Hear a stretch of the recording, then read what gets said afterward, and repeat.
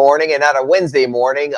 Off to Canada later today. And with the exchange rate, Kurt, I would probably only get a 40-minute show. So I figured, you know what? Get Kurt up early today. Yeah, get the glasses off like I do also ahead of time and get going from there. Welcome back, everybody. This is the RedRecover.com Inside the Paint Show. Usually we're on Wednesdays at 9. Got a trip coming up. Wanted to make sure I had the good streaming internet at home. So we're going to do this today. I'm Winderman from the South Florida Sentinel, who already had my light and camera set up. He's Kurt Helin from Pro Basketball Talk and NBCSports.com out in LA at the butt crack of dawn here. Kurt, I thought it would be a lot sooner that we would be talking about this than waiting a month into the season. But hey, look, the Miami Heat are on a 3-game winning streak. And I'm just curious, Kurt. You know, we've been talking already about the hot teams, the it stories of the season, whether the it stories of the Milwaukee Bucks start, the Boston Celtics start, the surprising Utah Jazz, some of what we've seen around the NBA. Is your sense that people thought this is closer to who, I'll talk well in the morning, to who the Heat be? Or is your sense that people thought that first month sort of opened some eyes into, hey, this is just a team? Where do you stand that, oh boy, it's a 3-game winning streak right now?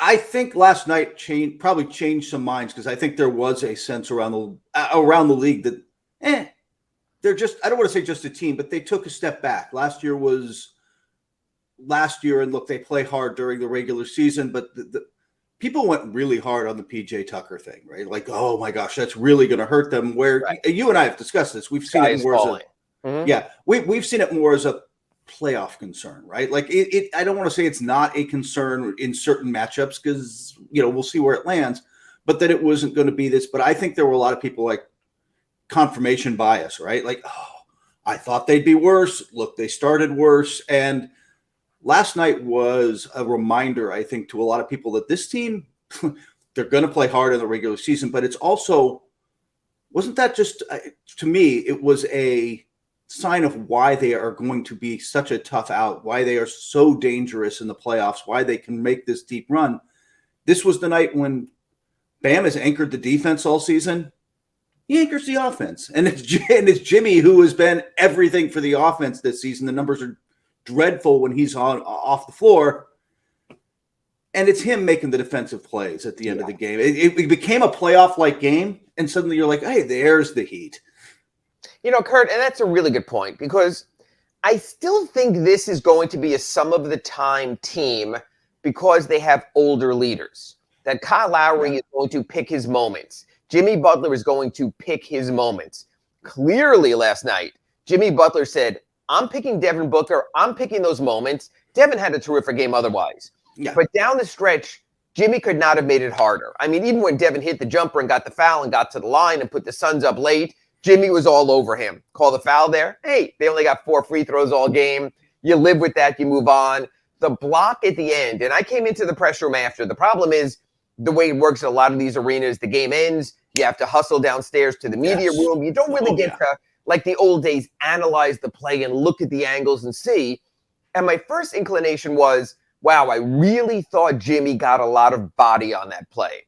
And when I was talking to the guys that was setting up my computer in the interview room, I was saying, I almost wonder if that was in Phoenix and the crowd's all up in arms, we're more likely to hear the whistle than you do the celebration down in Miami or whatever they call the arena these days. And yet the more I looked at the play, he blocked it with his left hand. He didn't reach cross body. He didn't go into Devin's body. And Devin didn't complain about it afterwards. Usually a player will say, I can't believe I didn't get to the line there. Or what were they thinking? Sometimes they do it as a finable offense. Sometimes they do it otherwise. Now, the Suns did complain. The Suns finished 2 of 4 from the free throw line. The 4 attempts and the 2 conversions are all-time Suns lows. The 2 conversions and the 4 attempts are the all-time low against the Heat in the Heat's 35 seasons. I did find that somewhat remarkable because traditionally when I see that low of a free throw number, I'll look at points in the paint. And I'll say, okay, the team is scoring on 3-pointers, they're jump shooting. Yeah. The Suns had a typical amount of points in the paint already. So I think that Monty Williams had a case after the game. I am curious to see if the NBA comes out and says something about what Monty said. But it's also the case that I think referees don't referee the entirety of the game. They don't go, Heat are in the 20s with free throws and they just have 4, we better call it. I think the good refs just adjudicate each play. So I think that's to their credit. Again, I don't think a home team ever only gets 4 free throw attempts. I think there's a natural inclination. You hear the crowd on plays, the oohs and ahs, and then you go from there. So I could see Phoenix having a case. Kurt, when I was thinking of that game after it was over, was that the Heat's best quality win? And the good point early in the season, and by the way, folks, I'm seeing everything on the chat board. We will get to that, I promise. So feel free on our YouTube chat board to chime in there. We'll get to all of that or some of that as we go along. When I was looking at the Heat's victories, they have 7 victories. And I said to myself, let's be reasonable. There was a point I thought the Heat's best victory of the season was over the Warriors. And then I realized the Warriors never win on the road. They are still winless on the road this season, which is almost unfathomable when you see what they did at home last night and the way they put it on the Spurs. So that's one of the wins. Kurt, I think you and I would agree that wins over the Charlotte Hornets almost shouldn't count. They are that bad. They had LaMelo for the second one, so they were. I will say this: they look less bad with him, don't they? Okay, like the ball moves a little bit. When you're judging your team based on less bad, it tells you how bad you are. Okay, that's 3 of the wins. The win over the Warriors, 2 over the Hornets. You have the win over the Kings at home. That's the ultimate asterisk win because the NBA says the Tyler Hero's game-winning shot was a travel. And I think everyone who knows basketball knows, if you take 3 or 4 steps, it's likely a travel. So that's 4 of the wins right there. Early in the season, you had that split with Toronto. If you would have won that Saturday game against Toronto and then come back and followed it up with a win, I think you would feel a lot better about that game. But instead, they wound up splitting that series. So when I look at the Heat's victories and put them all together, 2 stand out with me. One, the victory in Portland when Portland was undefeated. And Portland has played very well this season. Yes. Now, I know Dame Lillard went out in the second half with an injury that game, wound up sitting out over a week, so clearly they weren't whole. But the Blazers are competitive, and they are fighting, and I think Chauncey Billups really gets it. So I put that in sort of the impressive win category, and then I put last night's game in the impressive win category. You want that. You want to look back at games and say that's the formula. So it's really interesting because we have a couple of these coming up right now, and I just noticed one from 2 Extreme, and I wanted to get your thoughts on this. Kurt, you've seen teams where the best player has to be the greatest player too often. That's probably been the story of the Lakers in the last few seasons with LeBron. Probably was the stories with LeBron in the early years with the Cavaliers. Certainly has been the story this season with Luka Doncic in the Mavericks. He's everything for them. And Steph Curry with the Warriors. Yes. So, Kurt, as someone like you who's covered the league for decades, should I leave last night's game excited, like the Charlotte game last week, when Jimmy Butler is otherworldly? He had a season high in rebounds yesterday. Or should I say to myself, this guy's 33 years old. We are 14 games into an 82-game season. He's had to do absolutely everything so far this season. Am I impressed? Or am I concerned? I'm impressed, first off. There's always concern when you're taxing your stars, but I don't think the Heat are taxing their stars like you mentioned, like Curry and Doncic is setting like usage rate records. He is genuinely their everything. I don't think it's been that way with the Heat, but they need a little more out of Lowry, who has been I'm sure the chat board is lighting up here in redrecover.com inside the paint show. I'm sure because Lowry hasn't been what you need yet, and the bench hasn't been consistent yet. You've been getting better minutes from Gabe Vincent lately, and you really do miss what Oladipo was supposed to bring. You haven't, Yurtseven obviously now is not going to be the backup 5, and you miss some stuff there. But I don't think that the Heat are leaning into Jimmy and Bam the way, like you mentioned. My God, Steph, the on-off numbers in Golden State are disturbing. Like it's just really bad when he sits. Or even Kurt, even where you are, what Anthony Davis had to do the other night, handedly with LeBron out. I mean, again, Anthony Davis is not necessarily old, but he's not young either. And what they made him or required him to do in that game, again, you see. That can't be the Lakers formula. The Lakers formula can't be having to get that from AD in order to win games. Except that it is, but that's a whole nother issue. They really genuinely do need LeBron or AD.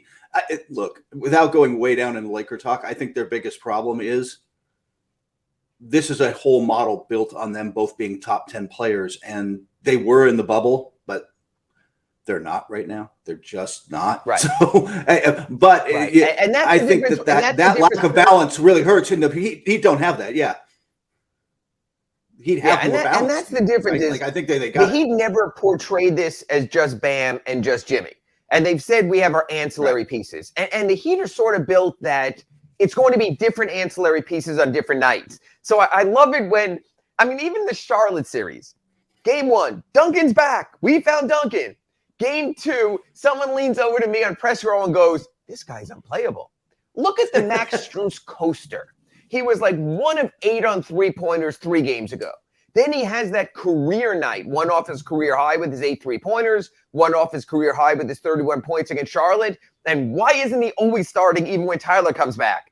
And then last night, Max Strus didn't score in the first 3 periods. And I think that's what you find with ancillary nice players. They're not everyday players.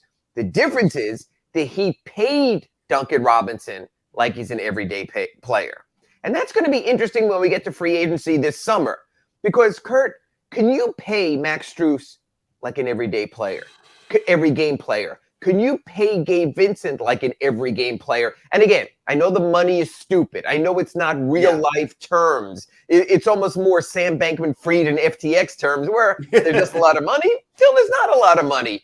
But when you look at the ancillary pieces, you also have to be careful this season, especially with Omer out, when we judge Max and we judge Gabe and their free agencies impending, to take more of a level-headed approach, maybe after what happened with Duncan Robinson. And with 2 guys like that, and I think this applied to Duncan as well, this is a contract where you're not paying for past performance, which is what some veteran contracts are. This is can Max Strus become somebody who gives you that nightly? I think Gabe Vincent, with all due respect to my UC Santa Barbara love, he's a quality backup point guard in the league, right? Like, I just kind of think that's who he is. I'm not sure that he's going to be more than that. I think he's going to have a lovely long career in the NBA, getting in a role not unlike the one he has right now. As an 8th man, you pay him as an 8th man. And if Duncan Robinson was getting paid as an 8th man, that's fine. That's the thing. I do want to bring something up here. And matter of fact, it's interesting because those people who don't know, if you go follow Kurt at probasketball.com and NBCsports.com, he writes a lot of original stuff.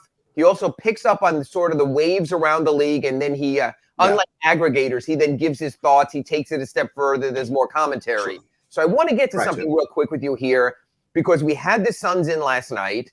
They were not with Jay Crowder. They're showing that they're lacking bodies with Cameron Johnson out right now. And I believe Chris Paul. I'm sorry? And Chris Paul. And Chris Paul also. It's funny how you forget about that because at 37, 38 years old, you don't expect him all the time. There's a story, I believe, out of New York. I'm sorry if I'm getting this wrong. I think it was Ian Begley, who does a very good job, saying that if the Heat are interested in Jay Crowder, the Suns are interested in Max Strus. I just stopped. I just okay, I'm drawing a line.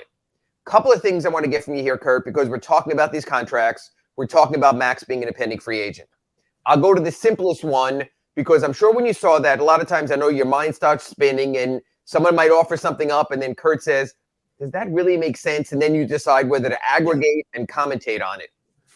Would you trade Max Strus? We'll add salaries. We'll find money somewhere. Andy always has Andy Ellisberg has change in his pocket. Would you trade Max Strus for Jay Crowder right now? Kurt Helin, you're on the spot on RedRecover.com inside the paint shortly after 9 a.m. on Tuesday. No, I wouldn't. I think that is I assume you're going to re-sign Max at a number that's probably a little eye-popping this year, which is, by the way, Ira, the reason when you talk to league executives now, they tend more and more, if you notice, they're using percentage of cap as a number. He takes up like 7% or 8%. Some of these salary sheets now actually have that as one of the columns. Yeah, because the numbers are just so stupid. When you're like, he's a $15 million player. Yeah, but it's only expert. Like, Strus is going to get paid like a rotation player this summer. And the Heat, I think, want to be the team to do that. They see how far I think this is a case where you've seen how far he has come. And you're like, in our system, we can take that to another level. I hope Max proves me wrong. I don't think Max is a future all-star NBA player. But, man, he brings both ends of the floor. He brings something that's really valuable to a winning team. And I just don't think you can give that up. Crowder's a rental. Crowder's young, he's a older. He is also after the season. Yeah, yes. And he's 34. So, do you want to pay him? Yeah. Part of the problem in Phoenix is that they didn't pay him as much as we talk about Cameron Johnson taking a starting job and that blow to the ego. It was about the money, man. Yeah. It always tends to be. Here's my problem. I was actually with my wife the other day walking at the Hollywood Broadwalk here, and we always had joked there's these ice cream stores, and one, it used to be dollar cone soft serve, and then you'd walk about 40 feet, another store there, same price. One goes to 150, the other goes to 150, two, 250, three. Now with inflation, they're like 350 for a cone. Fine. The point is, like my wife said, are they owned by the same people? Because whenever the price goes up there, the price goes up there at the other place. And I said, I think it's just like the gas stations. You know, the place on the corner raises it a nickel. Right across the street, it's up a nickel. Here's my question to you, Kurt. Since it's always about comparatives in NBA salaries, I'm sure that Max Strus goes into Andy Ellisberg, Pat Riley, Adam Simon, Nick Harrison, and said, Duncan Robinson got that. Don't want to demean my good buddy Duncan. He helped me when I came in, but I'm better. I'm playing ahead of him. I've been more productive the last 2 seasons. I'm a two-way player. So it's a two-part question here. Does Max Strus get more than Duncan Robinson if Max Strus signs back with the Miami Heat?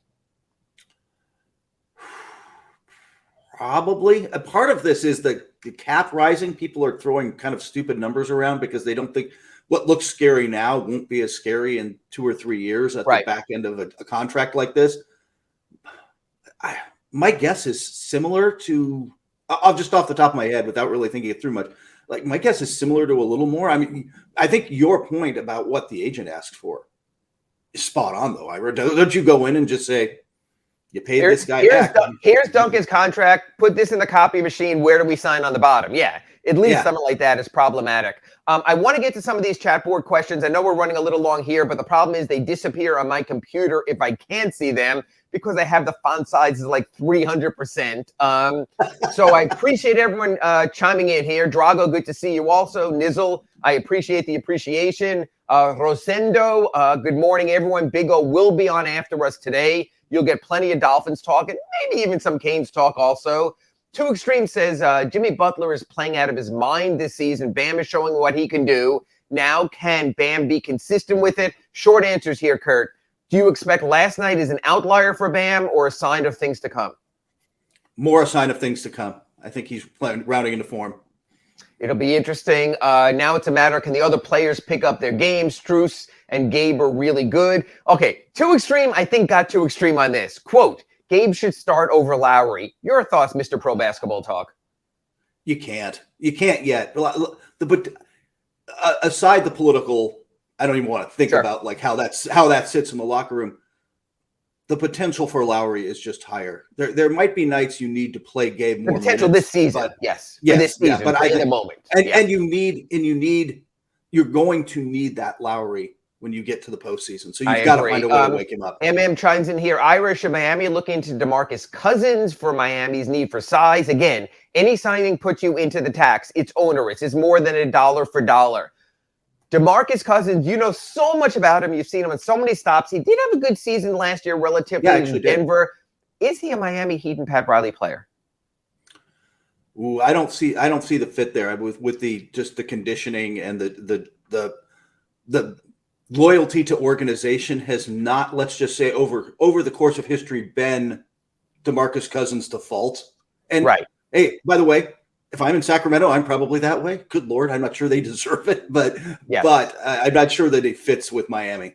Greater Good said it keeps coming back to Lowry. I agree, it does. If you have a big three, your big third has to get it done. Ryan chimes in. The contract Caleb signed seems on par for Strus. Yes, in a real world, you could say he is a mid-level talent.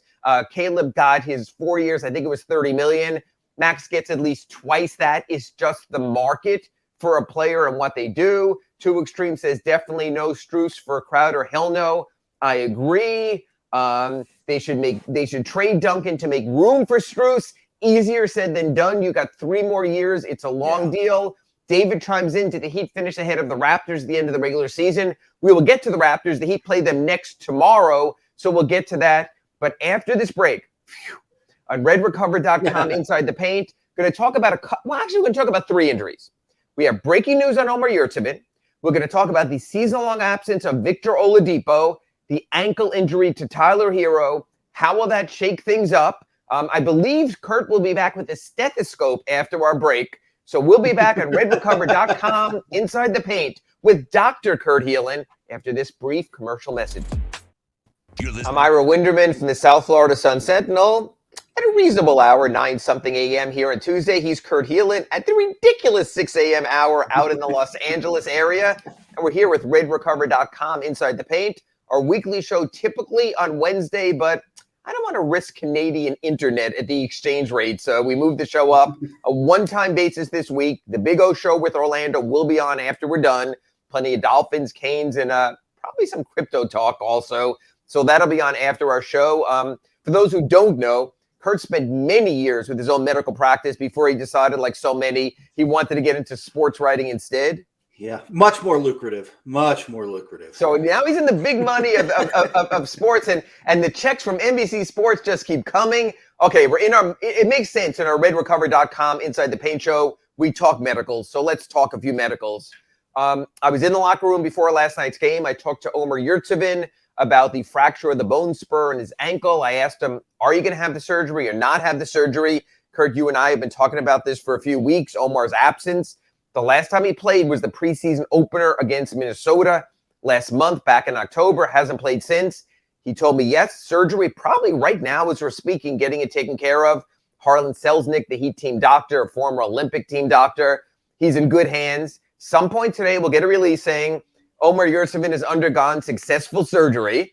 I still want to meet the team and the doctor who says, oh my God, I left something in there. We've got to go back out again. So they're going to say everything is fine. I have 2 scenarios for you, Kurt Helin. It could be as soon as is relative, 3 months for Omer to come back. You're Omer Yurtseven. You had a 6-week stretch last season when Bam Adebayo was out for thumb surgery where you were a double-double machine, where you were setting rookie records and records all time for undrafted rookies. Bam came back. The trust was not necessarily there from Eric Spoelstra. Dwayne Dedman got those minutes. There's 2 paths here for Omer Yurtseven after today's expected surgery. You push as hard as you can. You come back at the end of the season and you show who you are in whatever minutes you have, and then you go into free agency. Or you say to yourself, do I want to come back and maybe not be my best self? Maybe favoring the ankle. We know post-surgical. We'll get to Victor Oladipo in a moment, what you could look like. So I'm going to give Kurt, I'll give you a third title now. We know about your medical background. We know that you put out prodigious amounts of copy for NBCSports.com, but now you're a player agent. So I'll call you Drew for now, okay? Or Jerry Maguire, whatever.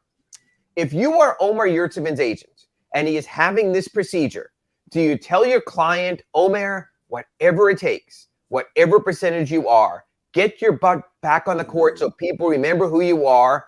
Or do you tell him, Omer, I've got these statistics from last year. It's going to blow people away. And you've got a lot better attitude than Hassan Whiteside, so it's more than numbers. Agent Kurt Helin, who's getting 4% of Omer Yurtseven's next contract, July 1, how would you advise him? I wouldn't have him come back unless he was pretty close to 100% and could contribute in a meaningful way, as opposed to pushing to get back so he can be 80% of himself. And I'm not sure he's getting those minutes in front of, like you said, in front of Dedman, who, for better or worse, sometimes Spoelstra. Well, I would say Spoelstra trusts this season, but he doesn't have another choice right now. Just because I think you can, just from the agent perspective, I think you could do more damage coming back and not being good than you can waiting. Now, the ideal world is he gets back.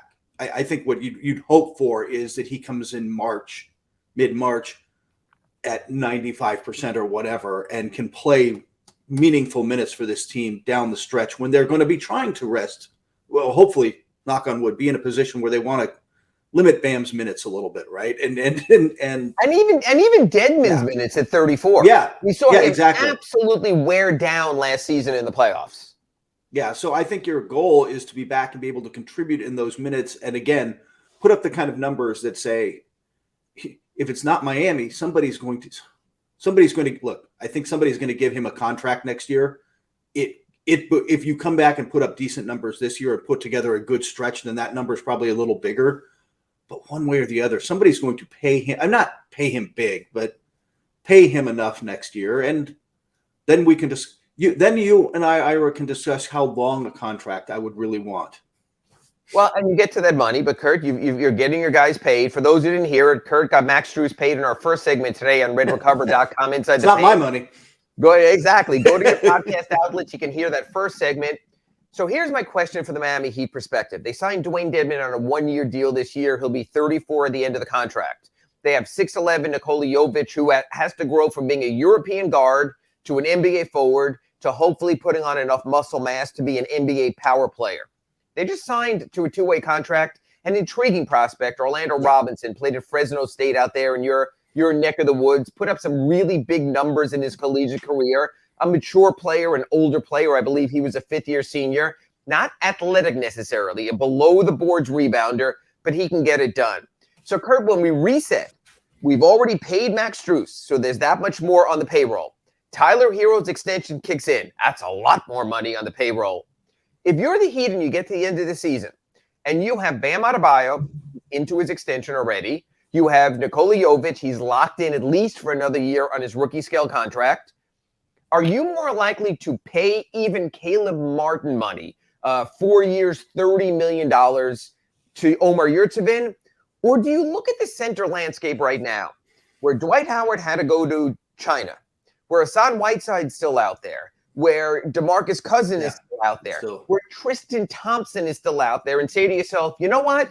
Whether it's Dedmon back at the minimum, whether it's another veteran guy, you can find those guys anyway. So I'm trying to get a sense, knowing the Heat of Adebayo, knowing the Heat of Jovic, knowing the Heat at least have the two-way contract and prospects of Orlando Robinson, might we have seen the last of Omer Yurtseven in a Miami Heat uniform? I don't think so. By the way, I think fans there are going to love Robinson because talk about the kind of gritty, make the most of yourself Heat type of player. Like, I think Orlando's that kind of guy. So I think he will fit in well. I think you try to bring back Yurtseven. We've seen how good he is. Like, we've seen the stretch where he can put up numbers, but also, is Jovic really there? Dedmon's 34. If you can get at a reasonable price, if you're the Heat, like if you can get 2 years of Yurtseven and the third year be a player option when he might want to be on the market for more value, I think that there's value. Look, the center position is really mercenary right now, isn't it? Like, like you said, you can just go get somebody. I mean, look at Hassan Whiteside. And you can go get somebody, but I think you want somebody who fits your system. Yeah, I mean, look at Whiteside. He gets you numbers. Now, there's a lot of other headaches there when he's not petting his fish, but he's a guy who did get you numbers, and he's just sitting out there, and we haven't heard a sniff or a mention about him. It's almost like he's been Michael Beasley'd by the NBA, where it's either finish your career in China or don't finish your career at all. So I could see that. The one thing I want to add in here, Kurt, is the Heat, when they were in training camp in the Bahamas, played a lot of Adebayo and Yurtseven. And Eric Spoelstra invested a lot of time in that. And at least a couple of the veterans really questioned that at the time. And they said, why are we parking one of our 2 7-footers, or Bam 6'9", in the corner for threes? Why are we clogging the lane?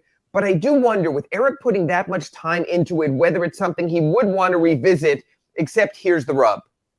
Kurt, can you revisit something in late March and early April? In other words, I know Eric Spoelstra could be a savant and comes up with playoff twists, and we see matchup and cross matchups. Would you feel comfortable as a coach trying to go with something so unique on March 17th when you're less than 2 months out to the playoffs? Yes, I still think you do it. I still think that ultimately the regular season is for that. If you are not exploring all the possibilities that you might have to deal with in some matchup in the postseason, then you're not doing it right. I think it's something Eric Spoelstra does well. I think it's the lessons the Mike Budenholzers of the world had to learn. Like you can have something that works during the regular season, but if you don't grow beyond that, if you don't experiment with, hey, we're going to play a little zone, just not the Heat, but like we're going to play a little zone just because we might need that at points. Like if you don't put those kind of things in your repertoire, you get in the postseason and then you're trying to suddenly implement it. And it doesn't get to that for a point. It's all well and good to play teeny tiny with Caleb Martin, who's been very good on his defensive metrics this season. Five threes last night. And he's doing it on both ends. It's not just the threes. He's becoming more complete in his role and his niche of what he is. But you get to the playoffs, and the playoffs get bigger for this reason. Best team in the East right now, I think they moved ahead. Boston Celtics. Come playoff time, you were going to have Robert Williams and Al Horford in your mix. Big. We saw what they did on key rebounding plays against the Heat in last season's 7-game Eastern Conference Finals. The talk of the town this year so far has been the Cleveland Cavaliers and what they have. And with Jared Allen, he'll be healthy for the playoffs. There's an early season injury. And Mobley, you have big again. The Heat are undersized. So you have those two. Milwaukee is at their best when they have Brook Lopez, who's had another great defensive season, and this guy named Giannis, who's a center in anyone else's team. Again, big. So I think the Heat need to have plan B, like you mentioned, Kurt, in the playoffs to open that envelope and say, okay, it was fun with all the Lilliputians running around here. We got some points. We were active. We switched everything. But I think there has to be that other envelope. I'm not saying it's Adebayo and Yurtseven. I don't think it is. But there might have to be something bigger for the Heat through a trade, through a buyout, or just to have someone else there. Maybe that's when you call into Tristan Thompson and saying, hey, only if we play Team X, you were going to play. So it's almost like when the teams reset their playoff rosters in baseball. And they'll leave a certain position player off in a certain series because of the matchup, because they're not going to be stealing. They don't need an extra base runner, or they might need an extra reliever. I think it could be that way with the Heat also. That's the Yurtseven issue. I want to get to the other major injury issue because I always find this fascinating. Victor Oladipo still hasn't played this season. He's out with an injury in the opposite knee of the surgical knee. I actually shot, if you go to my Twitter, of him shooting pregame yesterday. He caught me. He gave me the peace sign, moving over, so he's in a good mood. But he's not playing. Kurt, we've seen this a lot, and I think it frustrates teams and coaches. Players want to come back at 100% because they want to be their best selves.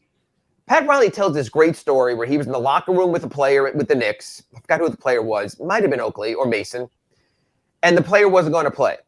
And Pat went over to him and said, if I need one rebound on one play for 1 minute in the game, could you give me that? And the player said to Pat, I guess I could do that. And then Pat said, then get your effing uniform on and get out there and play. The question about Vic is, even if the Heat never get Victor Oladipo back at 100%, is it time for Victor Oladipo at 90%, 80%, 75%, to still get out there with his jumper's knee and at least show what he can do and let the Heat know what they do or don't have? I think it's getting close to that time.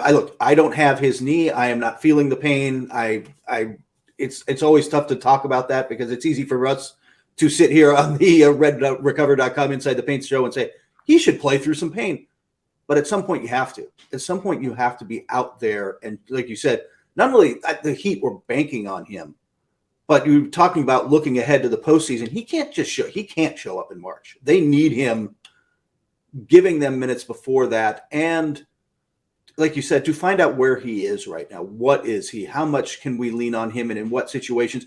And more important than the mid-range jumpers, who can he guard? Yes. Who can he not guard? Or can he guard and have the mobility? And I agree with that. There's two key dates for me with Vic. He doesn't become trade eligible until January 15th because of the significant raise he received on his minimum deal from last year. You'd like to know when he's trade eligible, is he an asset? Is he someone we can flip? And that leads to the February trading deadline. If you don't see him by then, and he came back last season after the trading deadline, you simply have one less asset, one less contract to put in play. Got to. Yeah. he has an interesting contract because it's a player option, so he has to approve in order to have a trade, or else he has a no trade clause on his early bird. But folks, or bird, you don't need to know that.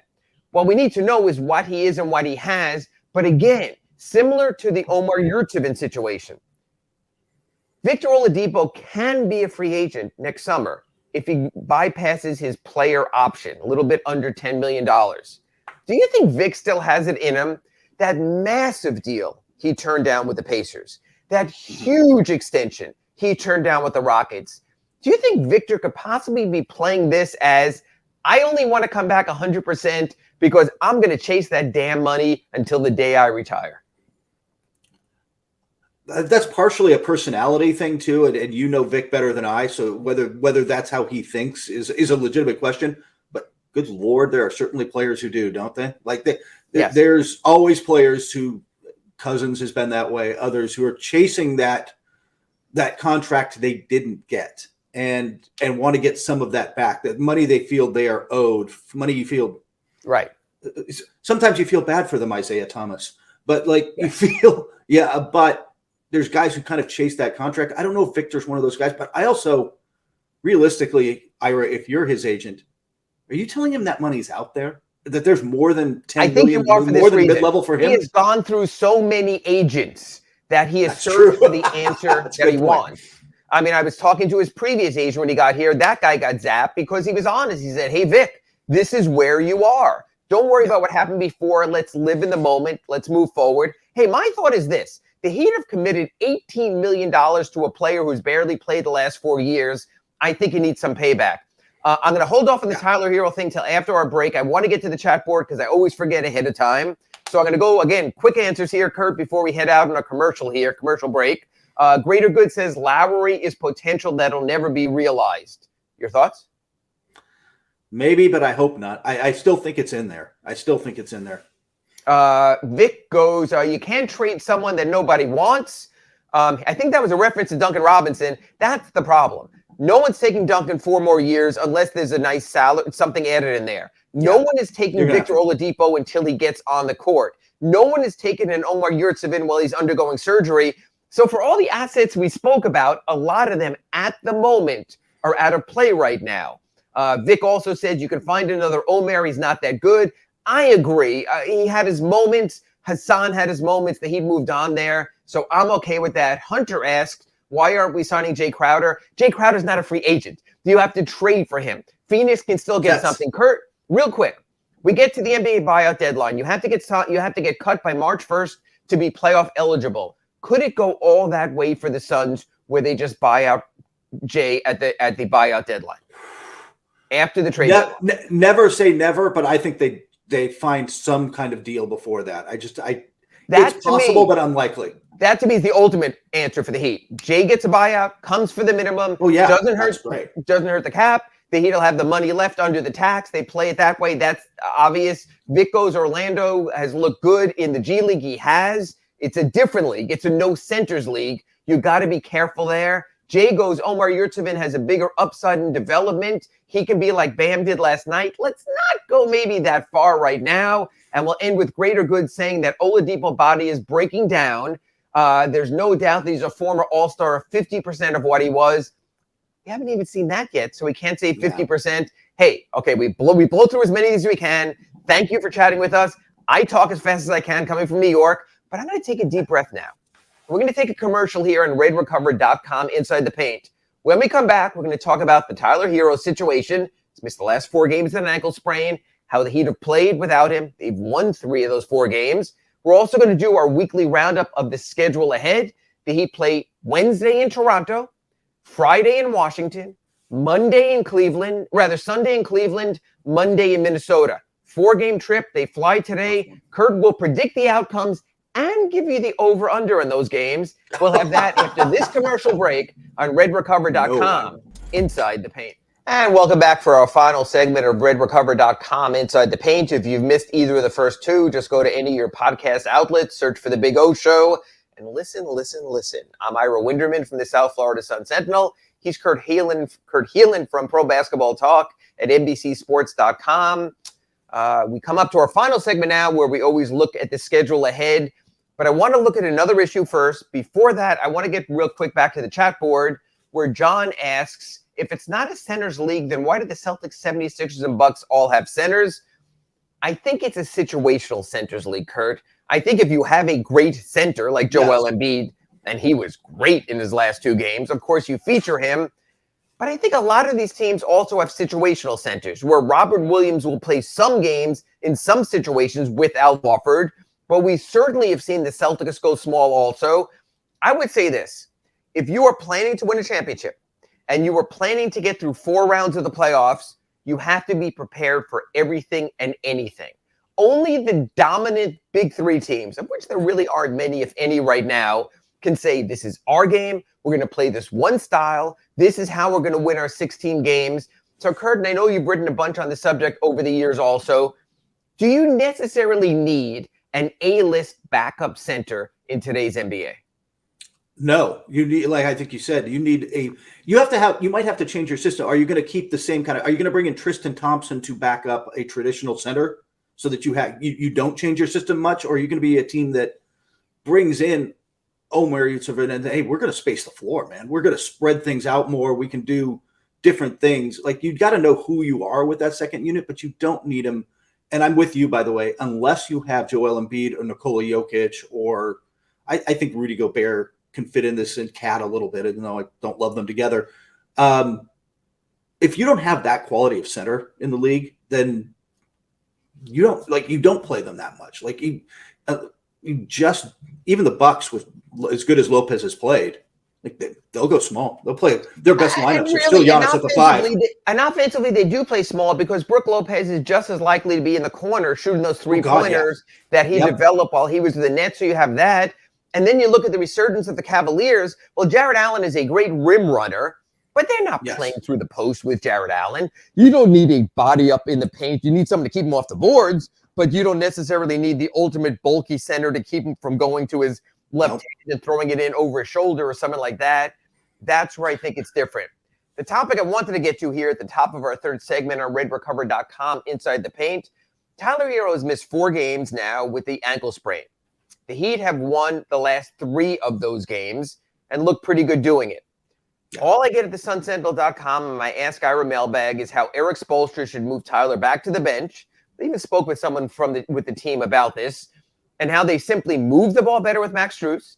They get better spacing with Max Strus in the first unit, and Tyler would give them a little more of what they have in the second unit, so you would not have to bring Jimmy Butler back so early. Last night, he had to come back with 7 minutes to go. He was sublime. But again, you're stacking those minutes on him. Kurt, knowing the ego of today's player, knowing that you've given a guy a 4-year, $130 million extension, but knowing you've been very good without him, Tyler Hero, whether he comes back Wednesday night in Toronto, later on this trip in Washington or Cleveland or Minnesota, as soon as Tyler Hero is ready, what role do you think he comes back in? I think he probably comes back as a starter. I don't think you lose it due to injury, but that said, I think you're reaching the point where I agree there should be a conversation about how you really want to work this, even if it's staggering the minutes somehow. Don't you just feel like, doesn't it feel like they need Tyler with the second unit more and it flows? And you can point to the wins, even though you and I both know, as we discussed in the first segment here at Red Recover Inside the Paint, redrecover.com Inside the Paint. That was against Charlotte, right? Like these. And one of the games was overtime. And one of the games without LaMelo, without Gordon Hayward, without Cody Martin, you had to go to overtime and survive a couple of Rozier 3-point attempts just to get that W. So let's not overstate also. I agree. Heck, even last night, one more Sunshots drops on a game they didn't have Chris Paul. It's a completely different story. You know, the old make or miss league anyway.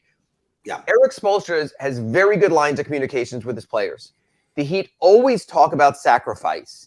Is there any way you can talk to Tyler? What I would try to do is saying, look, Tyler, when you earned the starting job, but that's when we thought we were going to have Vic in the second unit. We waited and waited and waited. I would not be surprised if Vic does not fly today with the team to Toronto, for example. Until we know whether Vic can come back, I think it's better for you to play in the second unit. Let's string some wins together. You're not a career backup. Let's go in that direction. Could that work? Yes, and I think part of it is, don't you pitch it as, I know we're paying you starting money, but those checks are still coming, right? Yeah. You're still getting paid like a starter, but right now we need you in this role, and you will be a starter again. I think you have to kind of sell it that way. Don't you have to sell it as being a bit temporary? You do, and the other part of it is this. You would have some owners around the league who don't necessarily know the game, and they would tell Andy Ellisberg, Pat Riley, Adam Simon, Nick Arison, whoever, Eric Spoelstra, we're paying this guy $130 million starting next year for 4 years, and he's not starting. Why are you spending my money this way? That's what some owners would do.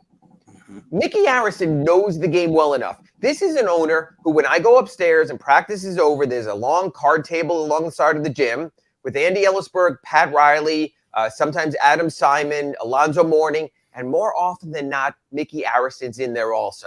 So this is not some absentee owner sitting up in New York or up in his corporate office who doesn't see what's going on. So I think Mickey Arison's more likely to accept, yeah, we paid this guy, but that's for down the road. And again, folks, Kyle Lowry's contract expires after next season. So there's going to be a natural shift anyway.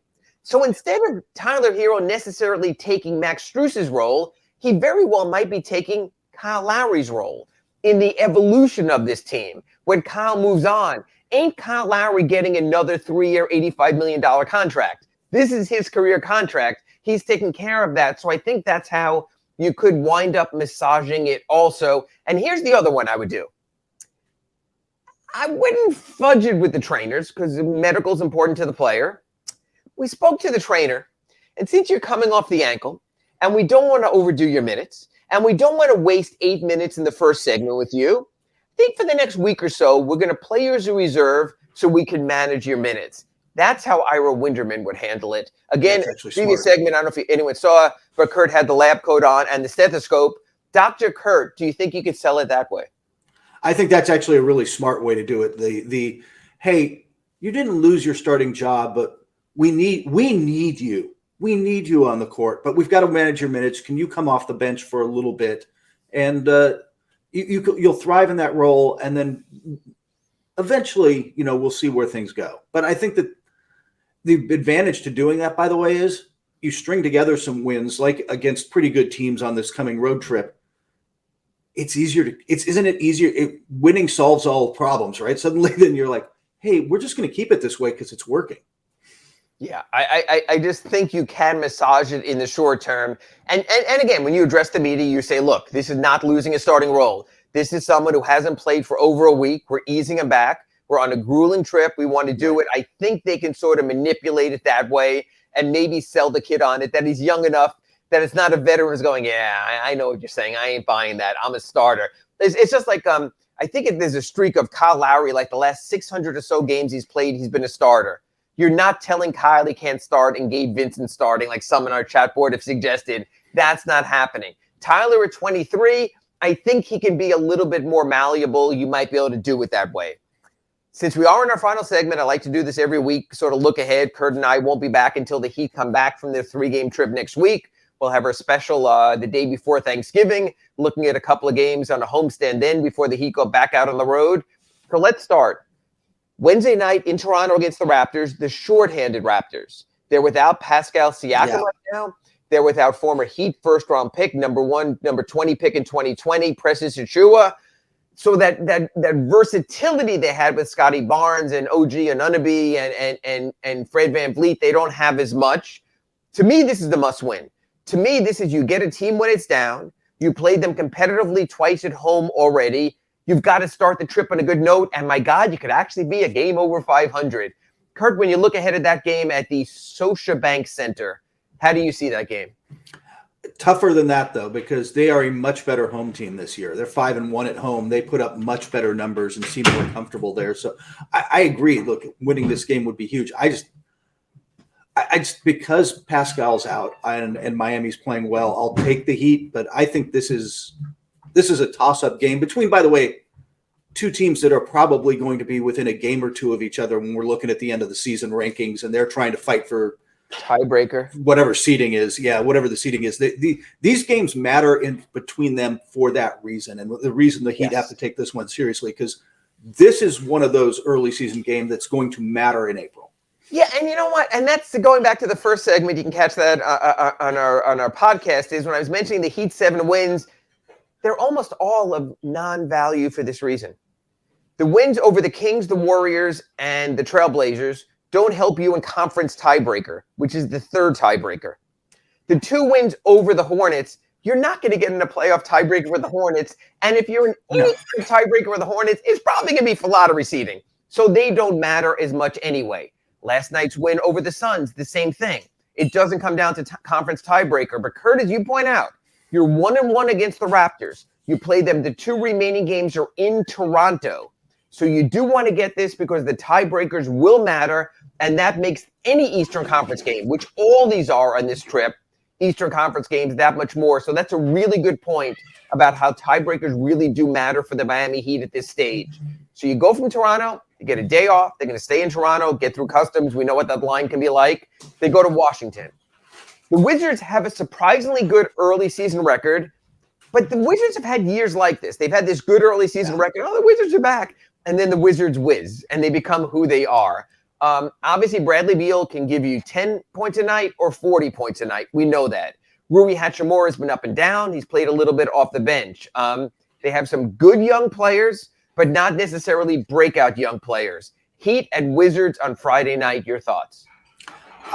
Wizards have been a little better. Look, their record is better than their numbers. I just don't think they're as good as their record indicates right now. Beal has obviously missed some time in there. You missed the other guy who's the ultimate roller coaster in Kristaps Porzingis. And that's the weird thing about playing the Wizards. They are capable of, frankly, playing with anybody. If Beal and Kristaps are having a good game, that's a really tough team to play against. Or they could be in line for the soft serve ice cream and just not have a good game. I think that's another one where, again, I think it's going to matter at the end of the season.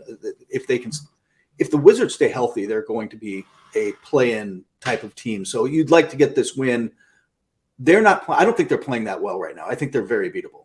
And again, a conference game, conference tiebreakers. Let's say you finish 2-2 against the Raptors, for example. They're not in the same division, so divisional tiebreaker doesn't matter. The next tiebreaker is conference record. You need to get some W's within the conference. The Heat have already lost to the Bulls. They've already lost to the Celtics. They've already lost to the Raptors. Those W's hurt a little more. That's Friday. Day off, go Cleveland on Sunday. We don't know if Jared Allen will be back. I assume Donovan Mitchell will be back. It's a tough spot. The Heat can either go in there and saying, we're going to make a statement that we're not going anywhere. Or it could be a case that the Cavaliers make their statement and saying, we're here and we're real and we're spectacular. It's going to be a tough night there in Cleveland at Rocket Mortgage Fieldhouse. Your thoughts on Sunday's game?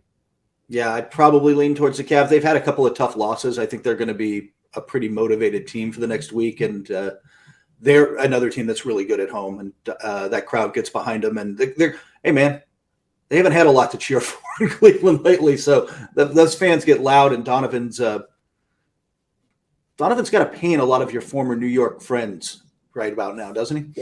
Yeah, it does. And I can tell you, Donovan even pained some people in South Florida. He played Miami Pro League with Bam Adebayo a couple of times. He winked that maybe he's here to stay, and then he wasn't here to stay. So the Heat, I think the Heat have somewhat of a feeling of the one that got away with Donovan also. Then the trip ends on the second night of a back-to-back against Minnesota. The Timberwolves have not been good this season. They've been inconsistent. They are unique, but you're talking about the second night of a back-to-back, and you lose an hour in the time zone change when you go from Cleveland on Sunday to Minnesota on Monday. How do you look at that game? Yeah, that's just tough because of the back-to-back, like you said. And they're awkward to play against, but I still think they're beatable unless the wild card with them, which D'Angelo Russell shows up. If you get when good D'Angelo Russell shows up, they're a pretty good team. He's not doing that consistently, to be kind. Like I'm not a big D'Angelo Russell fan, but he is capable of having good nights for them. And when he does, they're tough to beat. But if he's having an off night, I think the Heat can. You want to know a good night to play small? I mean, you're going to get killed inside, and you're going to ask a lot of Bam. But if you can knock down, if Max and Caleb can knock down the threes, you cause all sorts of problems for this team. And to sum up the trip, that's my thoughts are Cleveland's a tough game. Minnesota, because the second night of a back-to-back, you might sit players also then, Kurt. You might sit. Yeah, you might. In that cold weather, Jimmy with those old bones, Kyle with those old bones might sit. To me, that's why it's really important to get these first two, Toronto and Washington. So at worst, you come home at 500. You have back-to-back games against Washington the day before Thanksgiving, the day after. You can build your record a little. So it's going to be a very interesting week ahead. We'll be back next week on Wednesday to cover it for you on RedRecover.com Inside the Paint. For now, that's our show. He's Kurt Helin. I'm Ira Winderman. And the Big O Show rolls on.